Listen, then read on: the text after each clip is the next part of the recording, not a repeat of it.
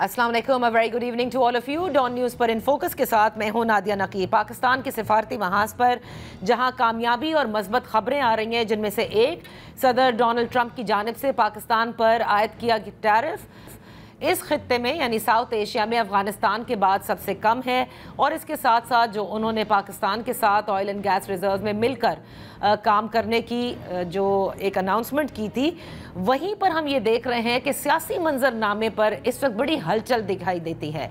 एक तरफ पाकिस्तान तहरीक इंसाफ है जो पार्लियामान की सबसे बड़ी अपोजिशन में बैठी जमात है, उसके बहुत सारे मुंतखब मेंबर्स और लीडर ऑफ अपोजिशन, चाहे सेनेट के हों, चाहे कौमी असम्बली के हों या पंजाब असम्बली के हों, उनको 9 मई के केसेस में 10-10 साल की सज़ा सुना दी गई है।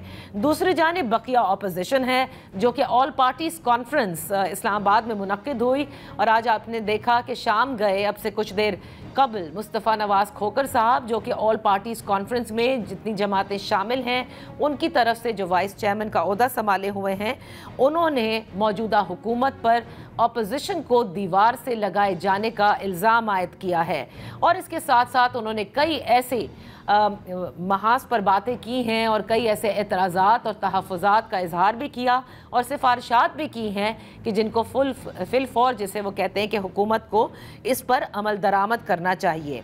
अब ऐसे में सवाल उठ रहे हैं कि हुकूमत इस निज़ाम में क्या अपोजिशन को किसी किस्म की कोई स्पेस देने के लिए तैयार नहीं है, या फिर ये स्पेस देना ही उसके दायरे इख्तियार से बाहर है। इन्हीं सब पर बात करने के लिए इन फोकस हैं सेनेटर इरफान सिद्दीकी साहब, पाकिस्तान मुस्लिम लीग नून के सेनेट में पार्लियामानी लीडर भी हैं। Thank you so much for joining us. Senator साहब, पहले तो हम बात कर लेते हैं अपोजिशन जमातों के हवाले से, और आगाज़ करना चाहूँगी मैं पाकिस्तान तहरीक इंसाफ से, क्योंकि हुकूमत की जानिब से खैर मकदम किया गया गुज़िश्ता रोज़ भी जो फैसलाबाद की ATC की अदालत ने फ़ैसले सुनाए, कहा इंसाफ का बोलबाला हुआ है, जबकि तहरीक इंसाफ इस पर मोतरज़ भी है और कहती है कि इंसाफ का कत्ल हुआ है। वो कहते हैं कि प्रोसिक्यूशन जो भी गवाह पेश करती है उसे क्रॉस एग्जामिन भी नहीं किया जाता, और जिनको सज़ाएँ सुनाई गई हैं वो बैक वक्त हर शहर में मौजूद नहीं हो सकते। क्या कहेंगे आप? बहुत शुक्रिया नादिया, आपने बड़ा अच्छा मतवाज़न किस्म का बयानिया दिया है। देखिए, जहाँ तक अपोजिशन जमातों के रद्द अमल का ताल्लुक़ है, जो सज़ाएँ हालिया हुई हैं, मैं तो किसी तरह की भी सज़ा पे खुश होने वाला नहीं हूँ। न किसी के जेल में जाने से खुशी होती है, न किसी को सज़ा पाने से खुशी होती है, लेकिन एक चीज़ जहन में हमें बहरहाल रखनी चाहिए कि इस मुल्क के अंदर, इस मुल्क की तारीख़ के अंदर एक बड़ा भयानक जुर्म सरज़द हुआ है आज से 2-2.25 साल पहले। अब उस पे चूँकि 2.25 साल की गर्द पड़ चुकी है, तो वो जुर्म जो 9 मई 2023 को हुआ था, उसकी शिद्दत में, उसकी हिद्दत में, उसके बारे में जो तासुर पैदा हुआ, जो रद्द-ए-अमल पैदा हुआ, वो सब कुछ धुंधला गया है। यानी जुर्म जो है वो बहुत दूर कहीं गर्द में अटा पड़ा है, और सज़ाएँ जो हैं वो आज 2.25 साल बाद हो रही हैं। इसलिए ये अजीबोगरीब तज़ाद सा लगता है कि ये सज़ाएँ किस चीज़ की हो रही हैं, लोगों को याद भी नहीं है। अगर ये सज़ाएँ बरतानिया की तरह हो जाती जो वहाँ के राइट्स के फ़ौरन बाद हुई थी 48 घंटों के अंदर अंदर, या अगर अमेरिका की जो कैपिटल हिल पे हमला हुआ था उस तरह से हो जाती हफ्तों के अंदर अंदर, तो शायद ये हाहाकार ना मचती। लेकिन जराइम हुए हैं और अब सजाएं हो रही हैं। सही बात यह है कि इन सजाओं के हवाले से जो सिल्वर लाइनिंग है अपोजिशन के लिए, जो हमारे लिए नहीं हुआ करती थी, हमारी सजाओं में कोई अपील की गुंजाइश नहीं होती थी, वो सुप्रीम कोर्ट से शुरू होती थी और वही ख़त्म हो जाती थी। सबसे बड़ी मिसाल नवाज शरीफ साहब की है। इनके लिए जो आप वकला हजरात कह रहे हैं जी कि ये खामियां हैं, प्रोसिक्यूशन की खामियां हैं, गवाहों की खामियां हैं, इस्तगासा केस ठीक नहीं पेश कर रहा, वो अगले फोरम पे जाएंगे, उससे अगले फोरम पे जाएंगे, उससे अगले फोरम पे जाएंगे, उनकी दादरसी हो जाएगी। अच्छा। हमारी तो दादरसी का सामान ही कोई नहीं था। तो सर आपकी दादरसी में कतई कलामी माफ, उस वक्त की जो आप लोगों ने अदलिया का जिक्र किया जो नवाज शरीफ साहब भी करते हैं, और उस वक्त की स्टैब्लिशमेंट जो है वो भी उसमें मुलव्वस थी, लेकिन इधर सिर्फ अदलिया है, یہ الزام ہے نہیں، اس صرف عدلیہ نہیں ہے، نہیں ایسی بات نہیں ہے۔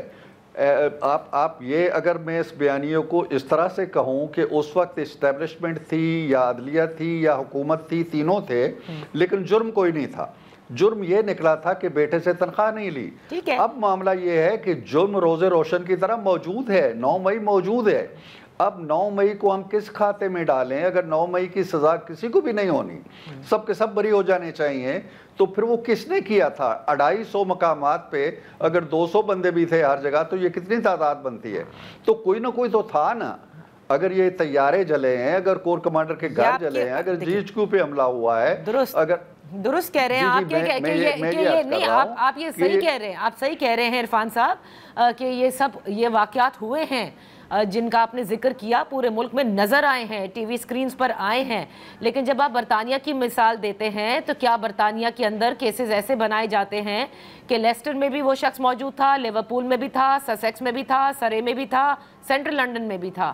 یہاں پر یہ سوال اٹھائے جا رہے ہیں، اور یہی وجہ ہے کہ جو فیصلے آتے ہیں پھر ان کو لوگ متنازع قرار دیتے ہیں کہ عمر ایوب صاحب سرگودا میں بھی تھے، لاہور میں بھی تھے، اسلام آباد میں بھی تھے، فیصل آباد میں بھی تھے، اور ایک ہی وقت میں۔ دیکھیے، اب یہ جس طرح کا تاثر آپ دے رہی ہیں یا ان کے بیان کو شاید آپ کوٹ کر رہی ہوں گی، میں نہیں سمجھتا ہوں کہ ایسا ہے۔ اگر نہیں، ان کو کہنے دیں، وہ اس سے زیادہ بھی کہہ سکتے ہیں۔ میں تو یہ عرض کر رہا ہوں کہ اگر آپ برطانیہ کو کہتے ہیں نا کہ ایسا نہیں تھا، برطانیہ میں یہ بھی نہیں تھا۔ برطانیہ میں تو رات کو عدالت لگتی تھی، ملزم کو پیش کیا جاتا تھا، 2 گھنٹے اس کو دیے جاتے تھے کہ جی آپ اپنی بات کہنا چاہتے ہیں کہیں، اور تیسرے گھنٹے اس سے سزا ہو جاتی تھی۔ اب اگر ایک جگہ یعنی فیصل آباد والوں نے سزا دے دی ہے کہ جی تم فلاں وقت میں اس جگہ موجود تھے، اس لیے یہ سزا دی جاتی ہے، کل کلاں جب اسی وقت میں سرگودا میں کوئی عدالت سزا دیتی ہے، تو پھر یہ سوال پیدا ہوگا جو آپ سوال آج پیدا کر رہی ہیں۔ ابھی تو ایک جگہ اگر اس کو سزا ہوئی ہے تو ممکن ہے وہ اس جگہ موجود ہو۔ اگر ایک ہی جگہ موجود ہونے کی سزا 3 مختلف عدالتیں دیں گی، تو پھر یہ نیریٹو جو آپ بیان کر رہی ہیں، اس کے اندر کوئی جان آئے گی۔ اس وقت یہ بات نہیں کہی جا سکتی۔ اب میں پھر بات دہراؤں گا کہ ان کے پاس ان ساری چیزوں کو نلیفائی کرنے کے لیے، استغاثہ کے کیس کو ناکام بنانے کے لیے مواقع موجود ہے، کئی مواقع موجود ہیں، اور اگر یہ غلط ہو رہا ہے تو یہ ٹھیک ہو جائے گا۔ صحیح، بالکل آپ نے درست فرمایا کہ ان کے پاس وہ موقع موجود ہیں کہ وہ اعلیٰ عدلیہ کی طرف جا سکتے ہیں اور وہاں پر اپنے خلاف کیے گئے فیصلوں کو چیلنج بھی کر سکتے ہیں۔ سر، یہ تاثر ٹھیک ہے، آل پارٹیز کانفرنس کی طرف میں آؤں گی، اور اس آل پارٹیز کانفرنس میں آپ کو علم ہے کہ دیگر جماعتیں جو اپوزیشن میں ہیں، وہ چاہے پارلیمان کے اندر ہوں یا پارلیمان کے باہر کی ہوں، وہ شامل ہیں۔ اس میں سے محمد زبیر صاحب جو کہ سابق گورنر سندھ اور سابق PMLN رہ چکے ہیں، سینئر پوزیشن پہ تھے، ان کا یہ کہنا ہے کہ یہ سزائیں اس وقت ختم ہو جائیں گی، I'll say quote unquote، کہ جیسے ہی یہ نظام گرے گا، تحریک انصاف کو جو سزائیں سنائی گئی ہیں وہ ختم ہو جائیں گی۔ آپ اگری کرتے ہیں؟ پہلے اگر آپ مجھے اجازت دیں تو چھوٹی سی بات اپنے علم کے لیے، اپنی آگاہی کے لیے آپ سے پوچھ لوں کہ جس یہ آل پارٹیز کانفرنس کی یا کل جماعتی کانفرنس کی بات آپ کہہ رہی ہیں، یہ کون سی جماعتیں تھیں؟ اور ایک دوسرا یہ کہ محمد زبیر صاحب، جن کا میرے بڑے اچھے دوست ہیں، جن کا حوالہ آپ دے رہی ہیں، یہ اس آل پارٹیز کانفرنس میں کون سی پارٹی کی نمائندگی کر رہے تھے؟ صحیح، ٹھیک ہے۔ ویسے تو محمود خان اچکزئی صاحب اس میں نہیں، محمد زبیر کس کی نمائندگی کر رہے ہیں میں کیونکہ ان کی ترجمان نہیں ہوں لہٰذا مجھے نہیں معلوم، لیکن پاکستان تحریک انصاف اس میں ہے، جو کہ آپ کو بھی پتہ ہے۔ مصطفیٰ نواز کھوکر صاحب ایک سینئر سیاستدان ہیں، وہ بھی اس میں ہیں۔ محمود خان اچکزئی ہیں۔ اس کے علاوہ آپ نے خاقان عباسی صاحب کو دیکھا، MWM کو دیکھا، وہ یہ سب لوگ ہیں۔ بالکل، میں افراد تو آپ گنوا سکتی ہیں، میں بھی گنوا سکتا ہوں۔ جماعتیں گنوانے پہ آئیں تو شاید آپ کو مشکل پیش آئے گی، چونکہ ایک خاص شخصیت کا نام لے کے آپ نے سوال کیا تو میں نے پوچھا تھا کہ وہ کس جماعت کی نمائندگی کر رہے تھے۔ چلیے چھوڑ دیتے ہیں اس بات کو۔ جو بات انہوں نے فرمائی ہے کہ جی جب نظام بدلے گا اور یہ سزائیں خود بخود ختم ہو جائیں گی، میں اس پہ کوئی تبصرہ نہیں کرنا چاہتا उनकी इस पेश बीनी पे, इसलिए कि निज़ाम अल्लाह करे कि ना गिरें, निज़ाम चलते रहने चाहिए, जमहूरियत आनी चाहिए, हुकूमतें गिरती हैं तो गिरें, निज़ाम को चलना चाहिए। अगर पीटीआई की हुकूमत चली गई है तो निज़ाम चलता रहा है, ये हुकूमत जाएगी अगर कभी तो फिर भी निज़ाम चलता रहेगा। और ऐसा नहीं होता है कि एक सुबह जो है वो तुलू हो तो कुछ का कुछ हो जाए। हम नहीं चाहते हैं कि वो जेलों में रहें, हम चाहते हैं कि अगर उन्होंने जुर्म नहीं किया तो वो बाहर आ जाएं। लेकिन जुर्म हुआ है, 250 मकामात जले हैं, उन 250 मकामात में से 250 मुजरिम तो होंगे ना। अगर हर जगह एक फर्द था तो वो एक फर्द भी अगर गिने तो 250 अफराद तो होंगे ना, वो ये नहीं होंगे कोई और होंगे। तो ये इस सिलसिले को जब हम ये बात करते हैं ना, आज के माहौल में, आज के मौसम में, आज के गिरदोपेश में, आज के हालात को देखते हुए बात करते हैं तो हम 9 मई को भूल जाते हैं। हम समझते हैं कि वो हमारी तारीख का हिस्सा ही नहीं है, हमारी तकवीम में कभी ये दिन आया ही नहीं था। अगर आया था तो उस दिन के कुछ नतायज आएंगे, आज आएं, कल आएं, 10 दिन बाद आएं। नहीं, वो आपकी बात सही है, लेकिन आपको याद होगा कि इसी 9 मई के हवाले से ये कहा गया था कि उस वक्त जनरल फैज़ जो कि फेस कर रहे हैं इस वक्त, आपने देखा कि कोर्ट मार्शल की प्रोसीडिंग्स जो हैं वो उनके ख़िलाफ़ हैं, और फिर उनका सियासत के अंदर के हवाले से आया था, वो भी अभी तक मंतकी अंजाम तक नहीं पहुंचा। तो शायद इसलिए भी लोगों को मुश्किल हो रहा हो समझना कि व्हाट वाज द नेक्सस, हो क्या रहा था। अभी जितनी भी बातें हैं वो सिर्फ इसी तरह से कही जाती हैं कि उनके साथ जनरल फैज़ थे, उन्होंने शायद इनको कहा होगा या कुछ पाकिस्तान तहरीक इंसाफ को सिखाया होगा कि कहाँ जा कर के एहतजाज करना है। आप समझते हैं कि वो फैसला भी आना बड़ा ज़रूरी है, ठीक इसी तरह जैसे 9 मई के फैसले आए हैं? जी बिल्कुल, मैं तो अर्ज़ कर चुका हूँ आपकी इसी गुफ्तगू में कि बहुत ताख़ीर हुई है। 9 मई का फ़ैसला अब जो आना शुरू हुए हैं, और उसके पीछे भी सुप्रीम कोर्ट का एक हुक्म मौजूद है जो अकाउंटेबिलिटी कोर्ट से कहा गया है कि आप 3 माह के अंदर अंदर फैसले करें, वगरना शायद ये और भी ताख़ीर हो जाती।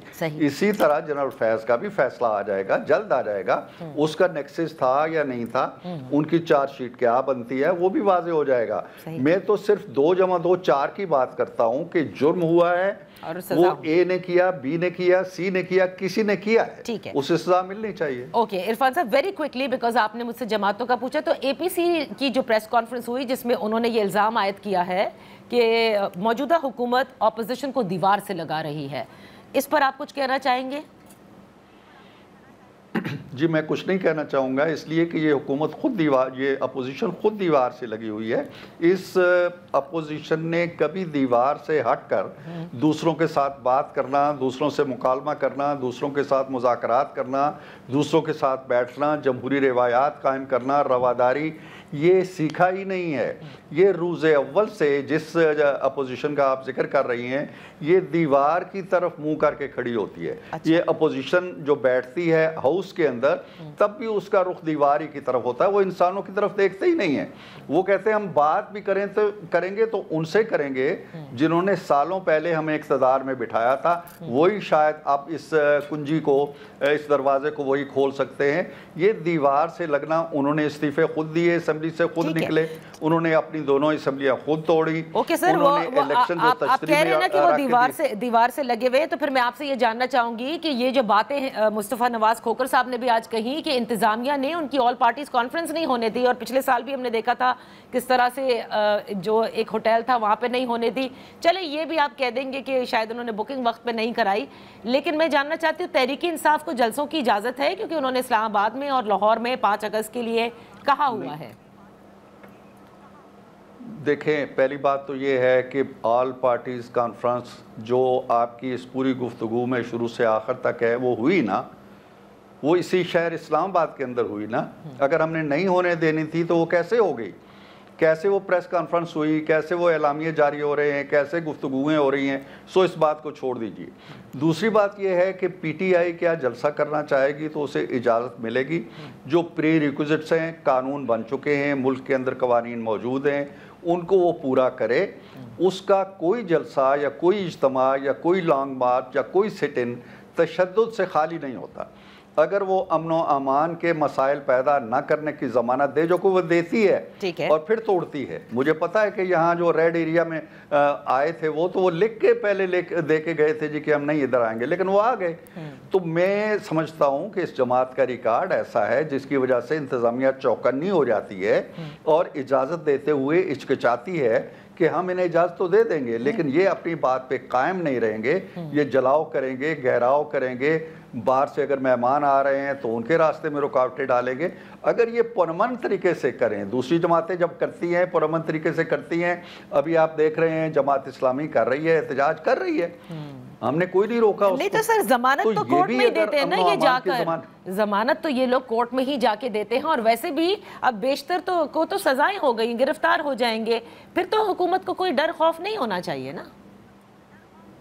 حکومت کو یہ باہر تھے کوئی بھی ڈر خوف نہیں تھا, یہ گرفتار تو اب ہوئے ہیں نا, ہمیں کوئی ڈر خوف ان سے نہیں ہے. ان کے ساتھ نہ پبلک ہے, یہ لوگ سزائیں پا چکے ہیں, کتنے لوگ ان کی حمایت میں نکلے ہیں, کہاں مظاہرے ہوئے ہیں جی کہ بڑا ظلم ہو گیا ہے پی ٹی آئی کے ساتھ.